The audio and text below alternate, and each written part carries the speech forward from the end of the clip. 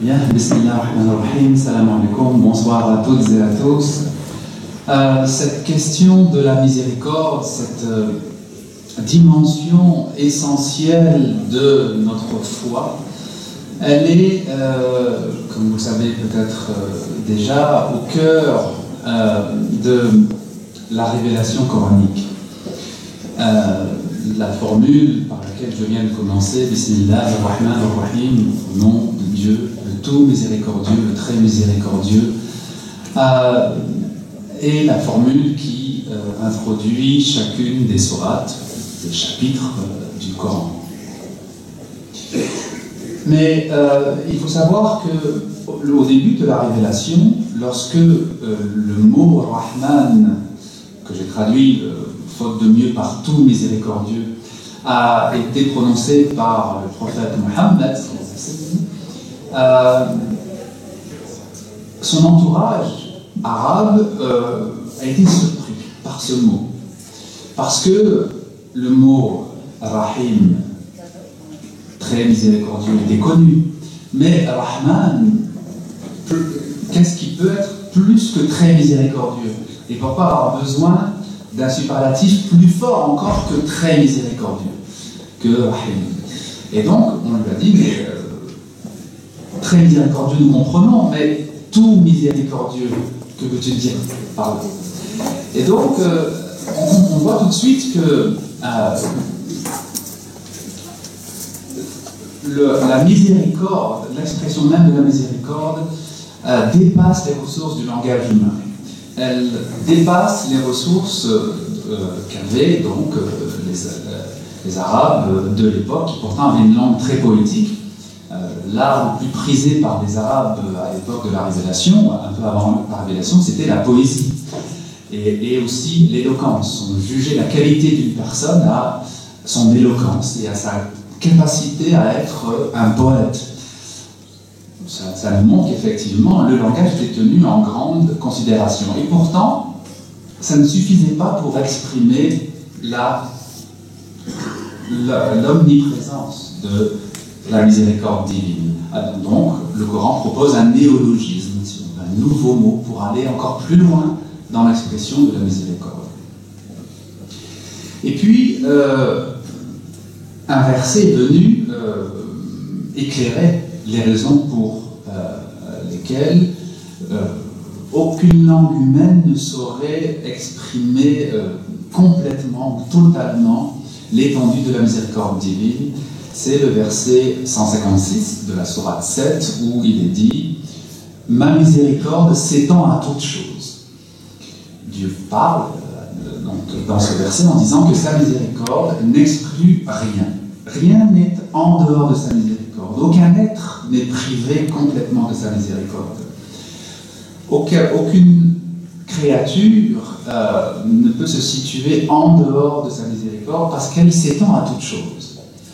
Alors effectivement, après, va venir un autre mystère. Il y a d'abord le mystère de l'universalité de la miséricorde. Et puis il y a un autre mystère qui est celui de la fermeture possible. Rien n'est en dehors de la miséricorde, mais Dieu a donné à l'homme la liberté et la possibilité de se fermer à cette miséricorde, qui n'a donné à aucun autre être. Aucun animal, aucune plante ne peut s'extraire par elle-même de cette miséricorde. Elle est englobée dans cette miséricorde. Mais l'homme, parce qu'il a la liberté, peut se fermer à cette miséricorde, donc il est le seul à pouvoir s'en extraire, malheureusement pour lui, disons. Mais cela découle aussi de la liberté que Dieu a donnée. Et si l'homme n'avait pas la liberté de s'ouvrir à cette miséricorde ou de ne pas s'ouvrir, il ne serait pas libre. Il serait donc comme les anges qui sont effectivement des créatures aussi, mais qui n'ont pas le libre arbitre humain. Donc ce verset 156, « Ma miséricorde s'étend à toute chose », nous parle d'un premier mystère qui est celui de l'omniprésence de la miséricorde.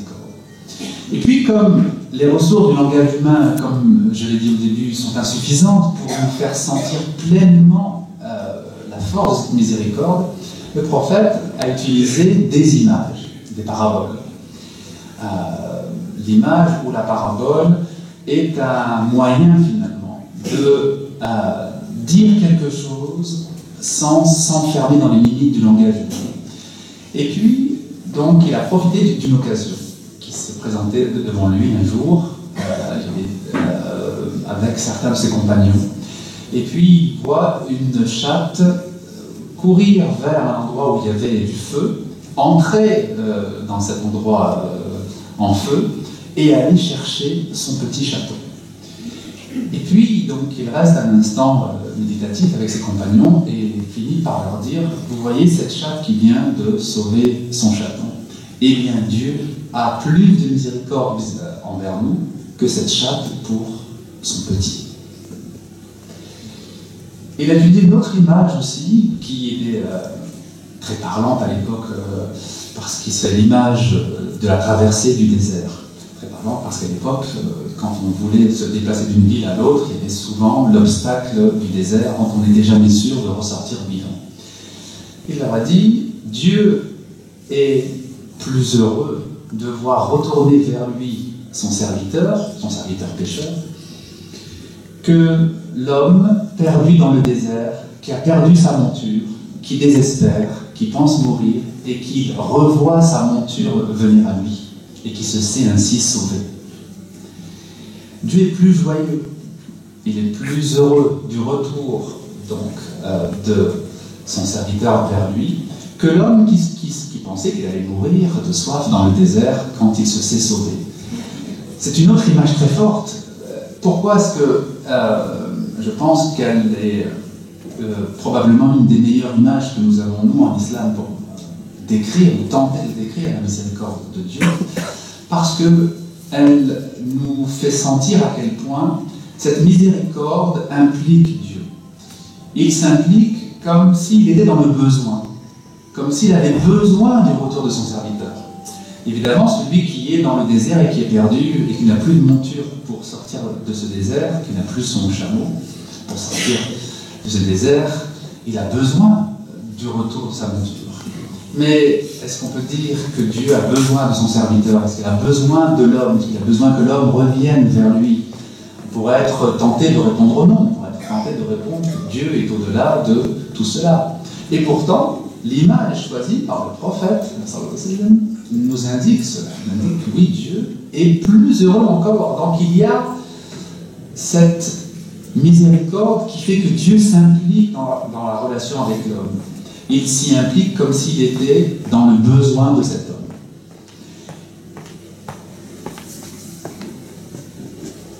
Et enfin, une troisième image, disons un troisième enseignement que le prophète a donné, et qui fera certainement écho à ce que dira André tout à l'heure, parce que c'est aussi une parabole qu'on trouve dans les évangiles. Le prophète dit, au jour du jugement, Dieu dira à tel serviteur, ô mon serviteur, j'ai eu faim et tu ne m'as pas nourri. Et l'homme répondra à Dieu, mais tu es le créateur des cieux et de la terre, comment peux-tu avoir faim? Et Dieu répondra, ne sais-tu pas comme mon serviteur un tel a eu faim et tu ne l'as pas nourri? Si tu l'avais nourri, tu aurais trouvé cela auprès de moi. Un autre qui dira, ô mon serviteur, j'ai eu soif et tu ne m'as pas abreuvé. Même chose, cet homme répondra à Dieu, tu es le créateur des cieux et de la terre, comment peux-tu avoir soif? Ne sais-tu pas que mon serviteur un tel a soif et t'a demandé à boire et tu ne l'as pas abreuvé? Et un troisième homme, il dira, ô mon serviteur, j'ai été malade et tu ne m'as pas rendu visite. Ô Seigneur, tu es le créateur des cieux et de la terre, comment pourrais-tu tomber malade? Même chose, il répondra, ne sais-tu pas que mon serviteur un tel a été malade? Si tu l'avais rendu visite, tu m'aurais trouvé auprès de lui. Alors là, on voit ce que veut dire l'implication de Dieu par sa miséricorde dans la vie des créatures, à travers ce que manifeste chaque être humain. Donc, Ar-Rahma, la miséricorde, c'est une qualité divine, certes, c'est un attribut divin. Pour nous, en islam, ça fait partie des noms divins, des 99 noms de Dieu, mais c'est aussi une réalité dans la relation entre l'homme et Dieu. ce n'est pas qu'une qualité divine qui appartiendrait seulement à Dieu, c'est une réalité qu'il partage avec l'homme, qui constitue sa relation avec l'homme. Alors donc, on voit à travers ce que je viens de dire que les premières révélations, comme les enseignements du prophète, essayent de faire sentir aux croyants l'importance de cette miséricorde, l'immensité de cette miséricorde. Et puis ensuite, il va rester à transmettre une éducation spirituelle à ces nouveaux croyants, à ces compagnons, comme on les appelle, autour du prophète. Il va falloir les éduquer spirituellement pour qu'ils puissent réaliser en eux-mêmes cette miséricorde. Ce n'est pas du tout de l'accepter intellectuellement, encore faut-il que cette miséricorde soit vivante dans le cœur. Et le prophète a été très patient pour cela. Il a été très patient pour éduquer ses compagnons et les amener progressivement à ce qu'il appelait la miséricorde universelle. Il leur a dit un jour, vous n'aurez pas la foi tant que vous ne ferez pas preuve de miséricorde. Hatta tarahamu. En le traduisant, je donne déjà la clé. Mais quand le prophète dit Hatta tarahamu, la clé n'est pas présente. Parce qu'eux le comprennent d'une autre façon. Ils comprennent, vous n'aurez pas la foi tant que vous ne respectez pas les liens de famille. Parce que le mot miséricorde, donc arabe, rahma, veut dire aussi les liens de famille. Et en particulier le lien maternel. Et donc, autour de lui, les compagnons comprennent ainsi. Vous n'aurez pas la foi tant que vous ne respectez pas les liens de famille. Alors, du coup, ils froncent des sourcils, ils disent, mais ô prophète, nous respectons tous les liens de famille, c'est quelque chose qui est présent en vous. Et elle leur dit non, ce n'est pas de ces liens-là que je veux parler. Je ne veux pas parler du lien qui vous rattache à vos proches, mais je veux parler de la miséricorde pour tous les êtres, la miséricorde universelle. Alors là, évidemment, c'est autre chose. Il les prend donc de là où ils sont, à savoir que pour eux, la miséricorde, c'est quelque chose qu'on réserve à ses proches. La miséricorde, c'est au sein du clan. La société était divisée en tribus et en clans. En fait, chacun appartenait à une tribu, et dans cette tribu, il appartenait à un clan, et dans le clan, il appartenait à une famille. Et les liens donc, de proximité s'arrêtent là. En dehors de la tribu, c'est l'étranger. C'est éventuellement même le danger, c'est l'ennemi. Et le prophète vient disloquer les structures tribales en leur parlant d'une miséricorde universelle qui s'étend à tous les hommes sans distinction. Évidemment, ça n'est pas facile. Et donc, il les accompagne durant de longues années pour les amener à cela, pour les amener à pouvoir réaliser dans leur cœur cette miséricorde dont leur parle le Coran, dont il leur parle à travers les paraboles, mais qui risque de rester théorique finalement, s'ils n'arrivent pas à le réaliser dans leur vie, dans leur quotidien, dans leur façon donc de percevoir l'autre.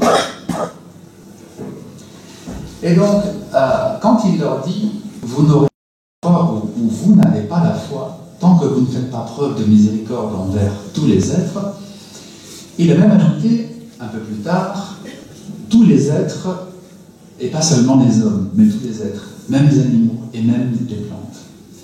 Même l'animal, même la plante doit être l'objet de notre miséricorde. » Et même chose, il les a amenés progressivement à concevoir l'animal pas seulement sous l'angle utilitaire, pas seulement sous l'angle de ce que je vais pouvoir tirer de lui, mais comme un être créé par l'amour de Dieu, voulu par Dieu, et donc aimable et respectable à ce titre-là. Et donc, il leur a, par exemple, demandé de ne pas utiliser les animaux en dehors de la stricte nécessité, seulement quand ils sont réellement dans le besoin. Par exemple, les Arabes à l'époque aimaient bien faire leur discours monter sur un chameau. Ça donnait de la prestance à la personne qui parle. Eh bien, il leur dit non, le chameau, c'est quand vous en avez besoin pour parcourir de longues distances, sinon vous parlez debout, tout simplement. Même chose lorsque il a vu certains de ses compagnons jouer avec un oiseau, et puis rire, pas forcément de manière méchante, mais simplement il riait en jouant avec cet oiseau. Et il leur a dit, mais ne voyez-vous pas que vous effrayez les oisillons? C'est-à-dire que cet oiseau, évidemment, avait des petits dans son nid qui étaient dans l'inquiétude. Alors, c'était loin, évidemment, de penser faire du tort, mais c'est plus par, disons, insouciance. Et il leur montre qu'il faut avoir ce souci de la miséricorde pour chaque être, même dans les petits détails, même dans les petites choses, même dans ce qui peut nous paraître, disons, secondaire ou insignifiant. Et enfin, pour les plantes, il a interdit de couper les arbres, sauf par nécessité aussi. Et il disait même, si on vous annonçait que le jour du jugement va se produire dans 1 heure, que dans 1 heure c'est la fin du monde et qu'ensuite c'est le jour du jugement, eh bien, prenez quand même le temps de planter votre arbre. Il aimait qu'on prenne soin de la nature et qu'on la traite avec respect, parce qu'elle est aussi l'expression de la volonté du Créateur, elle est l'expression de la miséricorde du Créateur, et on doit donc avoir, nous aussi, cette miséricorde envers elle. Alors, à travers ce que je viens de dire, on voit qu'il a essayé d'ancrer la miséricorde dans le cœur des croyants, jusque dans les petits actes du quotidien. Parce que c'est vraiment cela qui est, je crois, important dans nos foi respectives, à savoir, ce n'est pas tellement ce que nous disons de notre foi qui est essentiel, c'est ce que cette foi fait de nous. Nous pouvons utiliser de très belles formules et dire de très belles choses sur notre foi, mais si notre foi ne nous transforme pas et ne nous amène pas, nous, à incarner réellement les valeurs dont nous parlons, eh bien nous sommes dans une sorte d'hypocrisie, nous sommes dans une sorte de duplicité, au sens étymologique du terme, c'est-à-dire de dédoublement.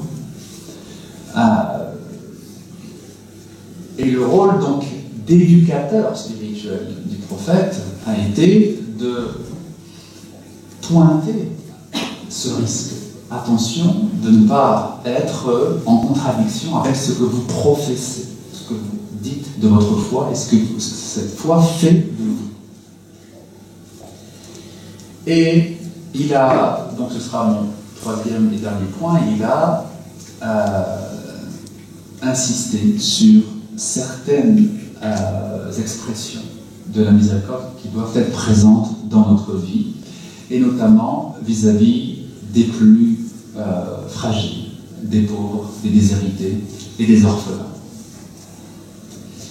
Il a un jour regardé ses compagnons et leur a dit, celui qui accueille chez lui un orphelin, qui en prend soin et qui lui témoigne de l'amour comme à son propre enfant, sera avec moi au paradis comme ces deux cils. Et il a montré ses deux doigts pour exprimer la proximité avec lui au paradis, auprès donc de Dieu. De celui qui fait cette belle œuvre d'ouvrir son foyer, mais surtout d'ouvrir son cœur à l'orphelin, celui qui est sans protection, à celui qui est livré à lui-même, et qui évidemment manque de tout. L'orphelin, le pauvre, les déshérités de manière générale, sont pour le croyant en islam la perche que Dieu lui tend pour le rapprocher de lui. Avant de voir simplement,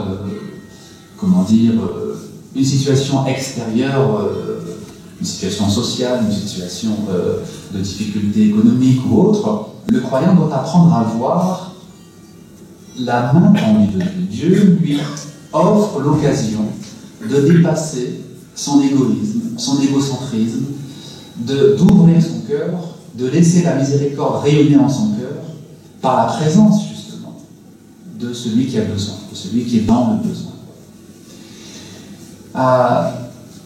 Les premières révélations du Coran insistent beaucoup sur la générosité, sur le don, sur l'aumône, et fustigent l'attitude des riches mécois, Vous savez que les plus hostiles au message du prophète étaient les grands riches de la Mecque.